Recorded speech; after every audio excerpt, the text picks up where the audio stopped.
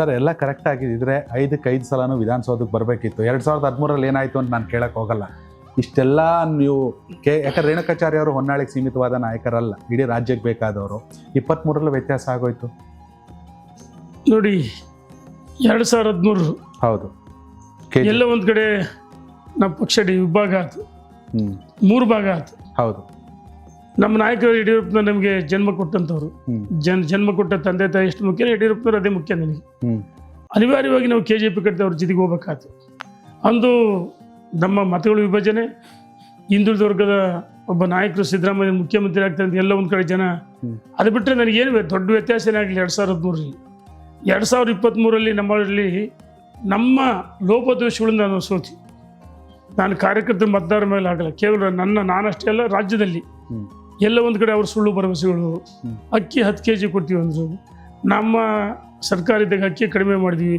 ಭರವಸೆಗಳು ಭಾಳ ಲೇಟ್ ಆಯ್ತು ನಾವು ಕೊಡೋದು. ಕೊನೆ 3 ಸಲ ಅರ್ಧ ಲೀಟ್ರ್ ಹಾಲು ಯಾರು ಕೇಳ್ತಾರೆ ಇದನ್ನೆಲ್ಲ? ಅವ್ರಿಗೆ ಏನು ಬೇಕು, ಎಲ್ಲಿ ಎಲ್ಲ ಕಡೆ ಲಾಂಚ್ ಮಾಡಿದ್ರು. ಒಂದು ಕಡೆ ಗೃಹಲಕ್ಷ್ಮಿ, ಇನ್ನೊಂದು ಕಡೆ ಗೃಹ ಜ್ಯೋತಿ, ಇನ್ನೊಂದು ಕಡೆ ಶಕ್ತಿ, ಇನ್ನೊಂದು ಕಡೆ ಯುವ ನಿಧಿ. ಇವೆಲ್ಲವೂ ಫೇಲ್ಯೂರ್ ಆಗಿದ್ದಾವೆ, ಇವ್ಯಾವ ಸಕ್ಸಸ್ ಆಗಿಲ್ಲ. ನಾವು ನಮ್ಮ ಸರ್ಕಾರ ಇದ್ದಾಗ ಸುಮಾರು 60,000 ಕೋಟಿ ಹಣವನ್ನು ಬಿಟ್ಟೋಗಿದ್ವಿ. ಅದನ್ನೇ ಇವರು ಭರವಸೆಗಳು ಬಿಡುಗಡೆ ಮಾಡಿ. ಇವತ್ತು ಭರವಸೆಗಳಿಗೂ ಹಣ ಇಲ್ಲ, ಅಭಿವೃದ್ಧಿ ಇಲ್ಲ. ಸೋಲಿಗೆ ನಾನು ಕಾರಣ ಅಲ್ಲ, ಕರೆಕ್ಟ್. ಕೆಲವು ಲೋಪದೋಷಗಳು ನನ್ನಲ್ಲಿ ಕೆಲವು ಲೋಪದೋಷಗಳು ಇರ್ಬೋದು. ಆದರೆ ಹೊನ್ನಾಳಿ ನ್ಯಾಮತಿ ತಾಲೂಕು ಜನತೆ ನನ್ನ ಕೈ ಬಿಡಲಿಲ್ಲ. 75,000 ಮತ ಕೊಟ್ಟಿದ್ದಾರೆ. ಹೌದು, ಏನು ಕಡಿಮೆ ಕೊಟ್ಟಿಲ್ಲ, ಹುಡುಗಾಟಿಗಲ್ಲ. ಆದರೆ ಎಲ್ಲ ಒಂದು ಕಡೆ ನಮ್ಮ ಆಡಳಿತದ ವೈಫಲ್ಯಗಳು ಅವು ಇವ್ರಿಗೆ ವರದಾನ ಆಯ್ತು. ಅದು ಬಿಟ್ಟರೆ ನಾನು ಸೋತ ಮೇಲೆ ಒಂದು ದಿವಸ ಮನೆಯಲ್ಲಿ ಕೂತಿಲ್ಲ. ಕರೆಕ್ಟ್. ನಾನು ಸೋತ್ ಒಂದು ದಿವಸ ಮಾತ್ರ ಏನೋ ಅನಿವಾರ್ಯ 1 ದಿವಸ 2 ದಿವಸ ಕಣ್ಣೀರು ಹಾಕಿದೆ. ಆದರೆ 2ನೇ ದಿವಸ ನಾನು ತಿರುಗಿದೆ, ಹಳ್ಳಿಗೆ ಹೋದೆ. ದಿನನಿತ್ಯ ಹೋರಾಟಗಳು, ರೈತರ ಪರ, ಜನಪರ ಕೆಲಸ ಮಾಡಿದ್ವಿ. ತಿರಂಗಾಯಾತ್ರೆಗಳು 7 ಕಡೆ ಮಾಡಿದ್ವಿ. ದೇಶದಲ್ಲಿ ಎಲ್ಲಿ ಮಾಡಿಲ್ಲ, ಒಂದು ಹೊನ್ನಾಳಿ ಒಂದು ಕ್ಷೇತ್ರದಲ್ಲಿ 7 ಕಡೆ ಮಾಡಿದ್ವಿ. ಕರೆಕ್ಟ್. ಅದು ಜನರು ಇವತ್ತು ತಾಂತ್ರಿಕವಾಗಿ ನಾನು ಸೋತಿದ್ದೀನಿ, ಆದರೆ ಜನಮಾನಸದಲ್ಲಿ ಇವತ್ತಿಗೂ ನಾನು ನೆಲೆಸಿದ್ದೀನಿ. ಸರ್, ಮನಸ್ಸಿನಿಂದ ಆನ್ಸರ್ ಮಾಡ್ತೀರಾ ಅಂತ ಈ ಪ್ರಶ್ನೆ ಕೇಳ್ತೀನಿ. ನಾನು ಬೆಂಗಳೂರಲ್ಲಿ ನಾವು ಕೂತ್ಕೊಂಡು ನೋಡಿದಾಗ ರೇಣುಕಾಚಾರ್ಯ ಅವ್ರ ಮನಸ್ಸಲ್ಲಿ ಏನೋ ಬೇಸರ ಇದೆ, ಏನೋ ನೋವಿದೆ, ಅದು ಹೊರಗೆ ಬರ್ತಿಲ್ಲ. ಮನಸ್ಸಿನ ಮಾತು ಹೊರಗೆ ಬರ್ತಾ ಇಲ್ಲ. ಮನದಾಳದ ಮಾತುಗಳನ್ನ ಆಡಬೇಕು, ಆಡ್ತೀನಿ.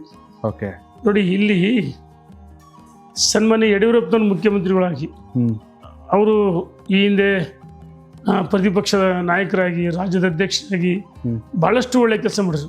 ರಾಜ್ಯದಲ್ಲಿ ಸನ್ಮಾನ್ಯ ಯಡಿಯೂರಪ್ಪನವರ ದೈತ್ಯ ಶಕ್ತಿ, ಅನಂತ್ ಕುಮಾರ್, ಈಶ್ವರಪ್ಪ, ಜಗದೀಶ್ ಶೆಟ್ಟರ್, BB ಶಿವಪ್ಪ, ಡಾಕ್ಟರ್ ತಂಗ, DS ಶಂಕರಮೂರ್ತಿ, ಮಲ್ಲಿಕಾರ್ಜುನಯ್ಯನವರು, ಬಸವರಾಜ್ ಪಾಟೀಲ್ ಸೇಡಂ ಇರುವುದು, ಭಾಳಷ್ಟು ಜನ ನಾಯಕರು. ಸನ್ಮಾನ್ಯ ಯಡಿಯೂರಪ್ಪನವರಂಥ ಒಬ್ಬ ದೈತ್ಯ ಶಕ್ತಿ, ಅವರು ಸಂಘರ್ಷ ಮಾಡ್ತಾರೆ. ಅವರಿಂದ ಅಧಿಕಾರಕ್ಕೆ ಬರ್ತೀನಿ ನಿರೀಕ್ಷೆ ಇಟ್ಟು ಅವರಿಗೆ ಬೆಳೆಸಿದ್ರು ರಾಜಕೀಯವಾಗಿ. ಅವ್ರ ಜೊತೆಗೆ ಲಕ್ಷಾಂತರ ಕಾರ್ಯಕರ್ತರು ಕೈ ಜೋಡಿಸಿದ್ರು. ಪಾದಯಾತ್ರೆಗಳು, ಜೈಲು ಎಲ್ಲವೂ ನೋಡಿ ಯಡಿಯೂರಪ್ಪನವರು ಹೋರಾಟ ಮಾಡಿದರು. ಎಲ್ಲ ಒಂದು ಕಡೆ ಅವರಿಗೆ ಅಧಿಕಾರದಲ್ಲಿದ್ದಂಥ ಕೆಲಸ. ಇವತ್ತು ನೋಡಿ ಸಿದ್ದರಾಮಯ್ಯನವ್ರನ್ನ ಎಷ್ಟು ವಿರೋಧವಿದೆ, ಮುಖ್ಯಮಂತ್ರಿಯಾಗಿ ಮುಂದುವರಿತಾ ಇದ್ದಾರೆ. ಯಡಿಯೂರಪ್ಪನವರು ಇಳಿಸಿದ್ದ ರಾಜ್ಯದ ಜನಕ್ಕೆ ಸಹಿಸೋಕ್ಕಾಗಲಿಲ್ಲ, ನೋವಾಯಿತು. ಹಾಗಾಗಿ ರಾಜ್ಯದ ಜನ ಈ ಎಲ್ಲ ಒಂದು ಕಡೆ ಬೇಸರ ಮಾಡಿಕೊಂಡು ನಮ್ಮ ಪಕ್ಷಕ್ಕೆ ಮತಗಳಾಗಿ ಪರಿವರ್ತನೆ ಆಗಬೇಕಾಯ್ತು. ಯಡಿಯೂರಪ್ಪನವ್ರು ಮಾಡಿದ ಒಳ್ಳೆ ಕೆಲಸಗಳು. ರೇಣುಕಾಚಾರ್ಯ ಅವ್ರಿಗೆ ಏನೂ ಬೇಸರ ಇಲ್ಲ, ನೋವಿದೆ, ಇಲ್ಲ ಅಂತಲ್ಲ. ಯಾಕಂದ್ರೆ ಹೊರಗೆ ಬರಲ್ಲ, ಎಲ್ಲೋ ಒಂದ್ ಕಡೆ ಅನ್ಸುತ್ತೆ. ಕಾಲ ಕೂಡಿ ಬಂದಾಗ ಎಲ್ಲವೂ ಹೇಳಬೇಕಾಯ್ತೆ. ತಾತ್ಕಾಲಿಕವಾಗಿ ನಮ್ಮ ಗುರಿ ರಾಜ್ಯದಲ್ಲಿ ಅಧಿಕಾರಕ್ಕೆ ಬರಬೇಕು, ಸಂಘಟನೆ ಆಗಬೇಕು, ಹಿರಿಯರು ಮಾರ್ಗದರ್ಶನ ಮಾಡಿದ್ರೆ. ಹಾಗಾಗಿ ನಾನು ಬಹಿರಂಗ ಯಾವುದು ಹೇಳಿಕೆ ಕೊಡ್ತಾ ಇಲ್ಲ. ಎಷ್ಟೋ ನೋವಿದ್ರು ನೋಡಿ. ಏನಾಗುತ್ತೆ, ಹಾವು ಕಚ್ಚಿದ್ರೆ ವಿಷ ಬಿಡುತ್ತೆ, ಅದನ್ನು ಕೂಡಿಟ್ಟಿದ್ರೆ ಮಾಣಿಕ್ಯ ಆಗುತ್ತೆ. ಹಾಗಾಗಿ ನಾವು ಅದನ್ನ ವಿಷವನ್ನು ಹೊರಗಡೆ ಬಿಡ್ತಾ ಇಲ್ಲ, ಕಚ್ಚಿರುವ ಹೊರಗೆ ಹೋಗ್ಬಿಡುತ್ತೆ.